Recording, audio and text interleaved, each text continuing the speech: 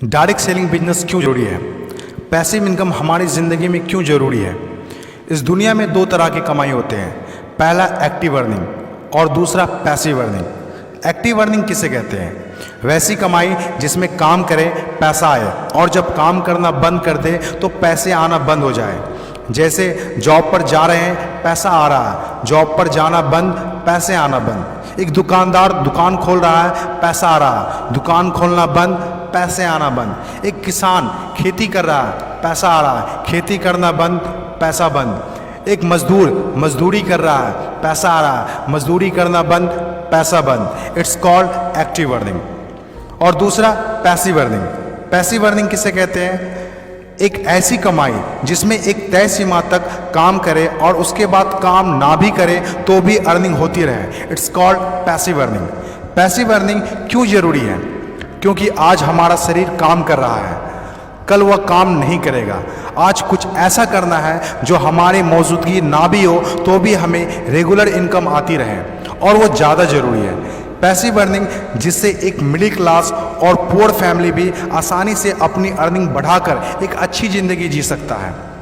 आज passive earning के तरीके का इस्तेमाल वर्ल्ड के सभी अमीर लोग, बिजनेसमैन, पॉलिटिशियन और एक्टर सभी अपने लाइफ में पैसे कमाने में करते हैं। पैसिव अर्निंग का मतलब ऐसा काम जिसमें किसी काम का रेगुलर इनकम आता रहे, जैसे रेंटेड प्रॉपर्टी, कोई मकान, बंगला या रूम को रेंट पर देने से जो पैसा आए। और भी है जैसे fix deposit, real estate, business, YouTube earning, ये सभी पैसिव अर्निंग में आते हैं। आज आपके पास कोई एक ही इनकम ऑफ सोर्स है, चाहे वो जॉब हो या बिजनेस हो या शॉप हो या फिर एग्रीकल्चर, कुछ भी हो, आप उससे अपनी लाइफ की ज़रूरतों को पूरा नहीं कर सकते हैं। अगर आपको एक बेहतर ज़िंदगी चाहिए तो आप सिर्फ एक ही इनकम ऑफ सोर्स पर डिपेंड नहीं रह सकते।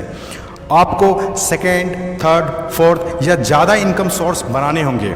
जितनी ज़्यादा इनकम ऑफ सोर्स होगी उतनी ज़्यादा अर्निंग होगी और आप अपने फैमिली को एक बेहतर ज़िंदगी दे पाएंगे। पैसिव अर्निंग करने के लिए आप ऑनलाइन और ऑफलाइन दोनों तरीके से कर सकते हैं। इसीलिए पहले आप कंफर्म करें कि आप किस तरह शुरुआत करना चाहते हैं। आपको बेसिक और सिंपल आइडियाज़ चाहिए, ज़्यादा रिस्क भी नहीं हो और इन्वेस्टमेंट भी कम लगे। डायरेक्ट सेलिंग बिजनेस सबसे बड़ा एग्जाम्पल है। ये पैसे कमाने का वो रास्ता है जिसमें आप सिर्फ एक बार मेहनत करते हैं और कुछ ऐसे संपत्ति बना देते हैं जो आपको ज़िंदगी भर पैसे कमा के दे सकें। पैसिव अर्निंग को समझाने के लिए मैं आपके साथ एक स्टोरी शेयर करना चाहूँगा।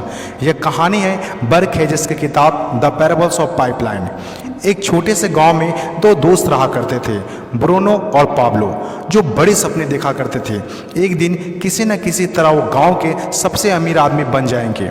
वो दोनों काफ़ी मेहनती थे, उन्हें तो बस एक मौके की तलाश थी और एक दिन उन्हें वह मौका मिल गया।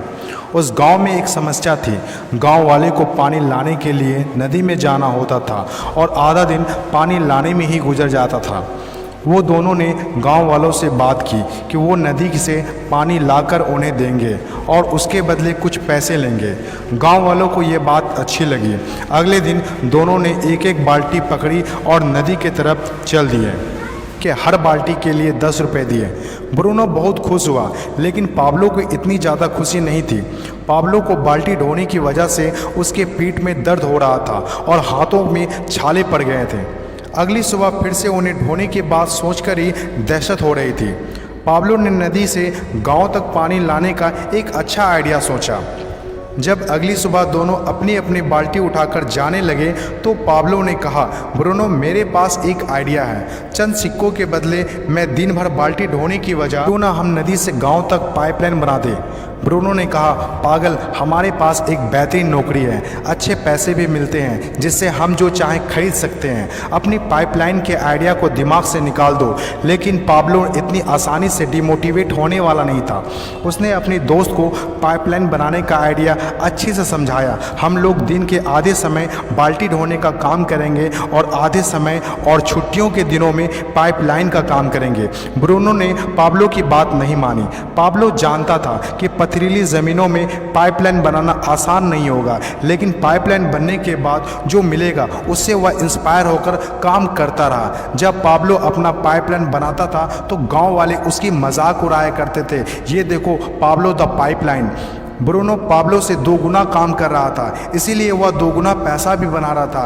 पहले कुछ महीने तो पाब्लो की मेहनत का कोई फल नहीं दिख रहा था, लेकिन पाब्लो खुद को बार बार याद दिलाता रहता कि कल के सपने आज के त्याग से ही होते हैं, और आखिर में वही हुआ जो होना था। पाइपलाइन बनकर तैयार हो गया। अब पाब्लो सोता था तो भी पैसा आता था, नहाता था तो भी पैसा आता था, खाता था तो भी पैसा आता था, वह कहीं बाहर घूमने जाता था तो भी पैसा आता था। जितना ब्रूनो ने 3 साल में कमाया था उतना पाब्लो ने 3 महीने में कमा लिया। गांव में जितना पानी बहकर जाता था, पाब्लो के जेब में उतना ही पैसा बहकर आता था। और मेरे हिसाब से direct selling business is the best opportunity. इस कहानी से हम 5 बातें सीखते हैं। पहला, विज़न का होना। विज़न सबके पास नहीं होता। विज़न जो आंखों से नहीं सोच से देखी जाती है। इस दुनिया में 5% लोग के पास ही विज़न होता है और वही इस दुनिया में कुछ बड़ा करते हैं।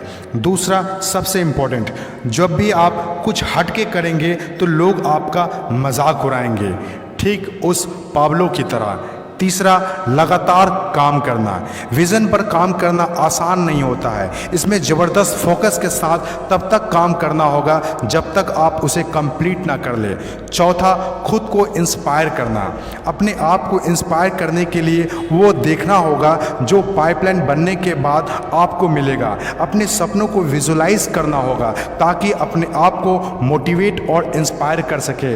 पांचवा और सबसे इम्पोर्टेंट बात, प्रॉब्लम सॉल्विंग वर्क। जिस तरह पाब्लो ने गांव की पानी की समस्या को सॉल्व किया, आज हर वो इंसान सक्सेसफुल है जिन्होंने लोगों के प्रॉब्लम को सॉल्व किया है। चाहे वो डॉक्टर हो या इंजीनियर, चाहे वो साइंटिस्ट हो या कोई मोटिवेशनल स्पीकर, आज हर वो इंसान कामयाब हुआ है जिसने भी किसी भी फील्ड में लोगों के प्रॉब्लम को सॉल्व किया है।